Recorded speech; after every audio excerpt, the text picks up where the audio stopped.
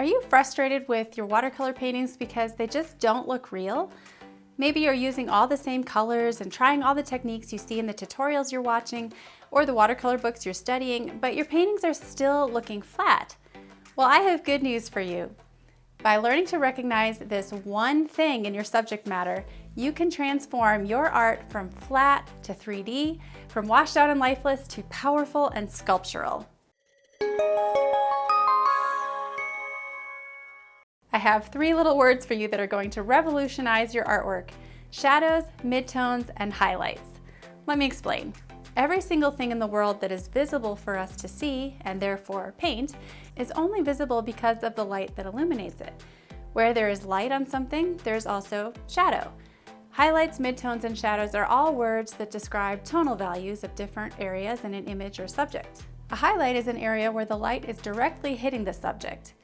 A midtone is a medium value, where areas are in the light but not directly, and shadows are areas where the light is completely blocked. Learning to recognize these changes in the lightness or darkness of your image and mix the correct tonal values in your paint will make your paintings so much better. So let me show you an example of a painting that looks flat and unrealistic. It looks like a chili pepper, yes, because the shape is correct, the colors are literal and bright.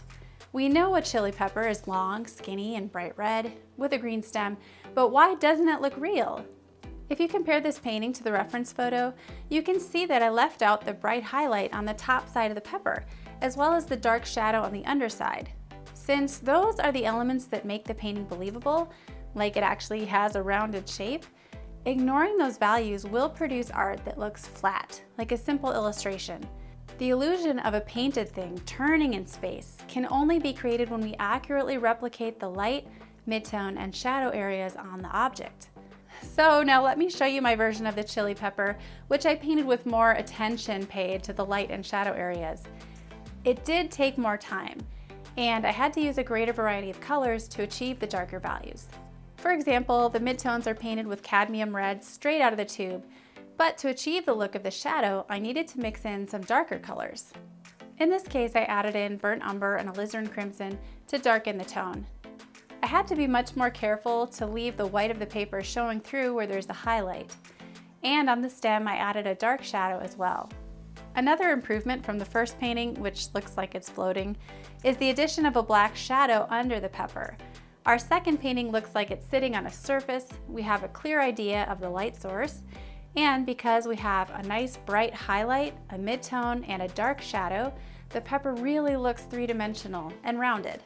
We can almost pick it up and hold it. A great exercise you can try to practice this concept is setting up a simple object on your table, such as a ball or a block, lighting the object from the side with a single light source, such as a desk lamp, and painting what you see using just one color. When you study art in art school, monotone paintings are one of the first things you learn to do because it really teaches you to study your values without being distracted by colors. So if you'd really like to try this red chili pepper painting for yourself, the fully narrated tutorial is available in real time along with the reference photo as part of my 20 minutes or less painting series. Just head over to emilyolsonart.com where you can sign up to become a Fearless Artist member for just a small amount per month. With your membership, you have unlimited access to all of my real-time tutorials, including the 8-lesson watercolor jumpstart guide, which is perfect for beginners. I hope this video was helpful. Thanks so much for watching, and I'll see you soon.